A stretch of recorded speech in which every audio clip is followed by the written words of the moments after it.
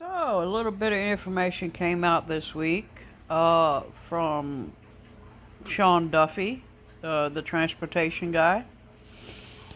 I guess that what they're going to be doing now is all of these CDL holders who are non domiciled are going to have their CDLs reviewed, and they're going to have to meet stricter guidelines to maintain that CDL. So basically, what's been happening for those who are not in the transportation industry, basically, what's been happening is people have been crossing the border. Then they've been going to certain states, and they've been getting issued CDLs. And they've been driving on our highways without the ability to speak, read, or write in English. Okay, well, number one, that's very dangerous, and I've already mentioned that before. But number two is these individuals, some of them, now let's be real, some of them have come over on visas, like the H1 and the H2 and whatever, right? They've come over on visas.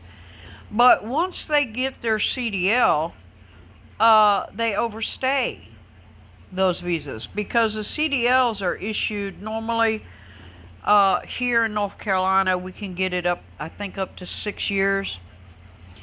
So these guys have a 18-month to 24-month visa, and they get a 4 to 6 year CDL, and they overstay.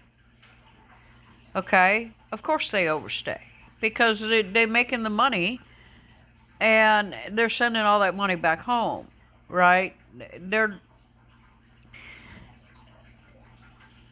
They don't want to integrate into American society, number one. Number two is they'll run the freight cheaper than regular drivers would. Okay, so what's happening is, and this is happening quite a bit with owner operators, right?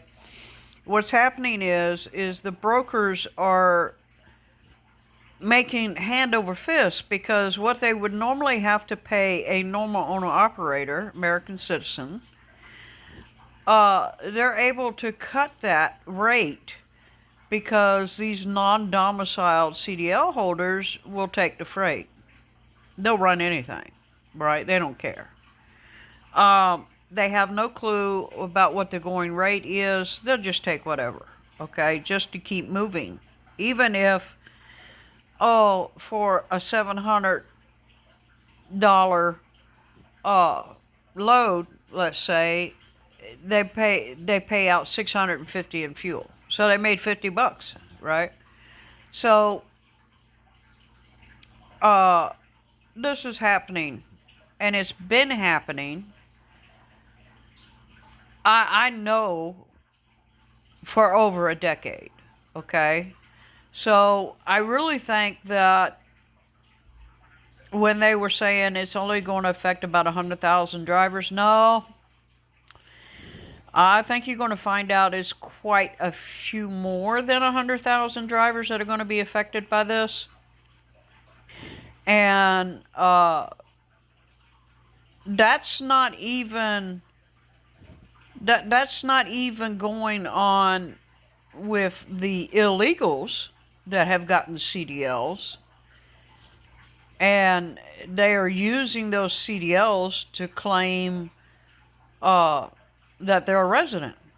Okay, it's a convoluted mess, is what it is. It's a mess. All right. Now, that being said, I can tell you that the driving and the training of even four-wheelers, right? That's y'all normal folks that drive your cars and your pickups. The driving standards have dropped dramatically. Okay, I mean it's just insane. Okay, so here's an example that happened to me this week. I'm hauling a container, and I'm coming up on a very tight curve that I go through 2-3 times a day. Okay, and there's a sign on this curve that says trucks 20 miles an hour. Okay, now knowing that I'd say 85% of my loads are top heavy, I have to drop that down to about 15 to go around that curve.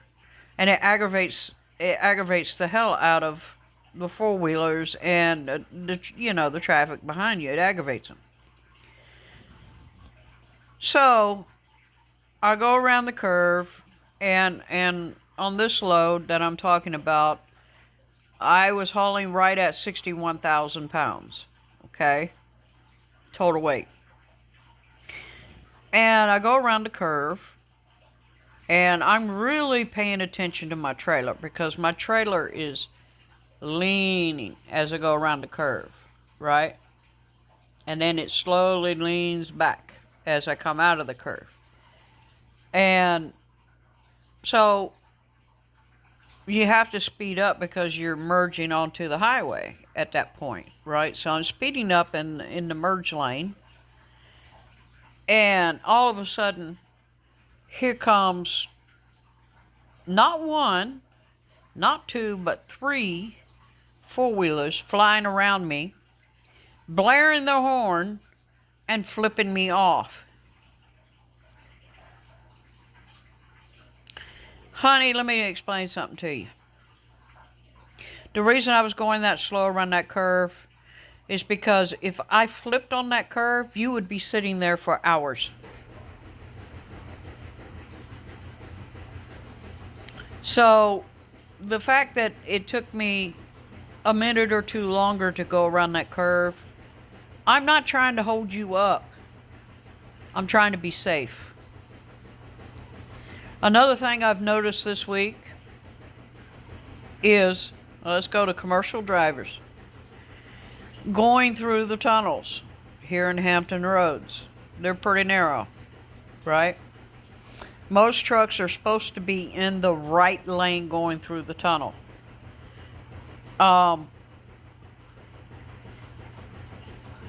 When I have a big truck fly up in the left lane and I'm almost into the wall to avoid getting sideswiped, what are you thinking?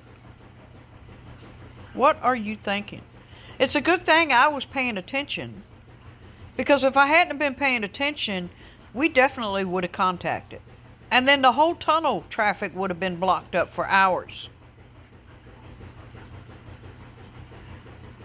Guys, I understand we're in a hurry.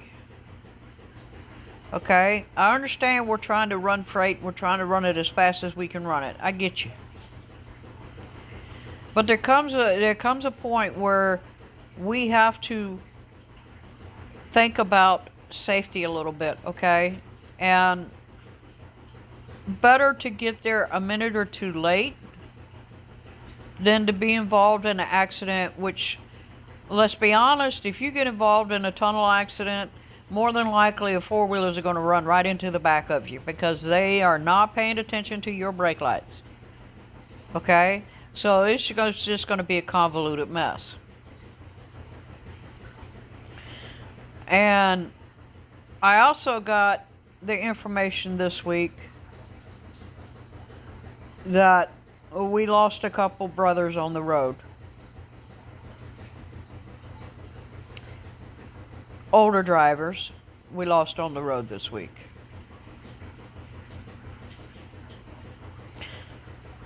So, been one of those weeks.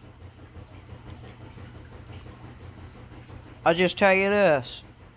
When the road calls your name, you gone.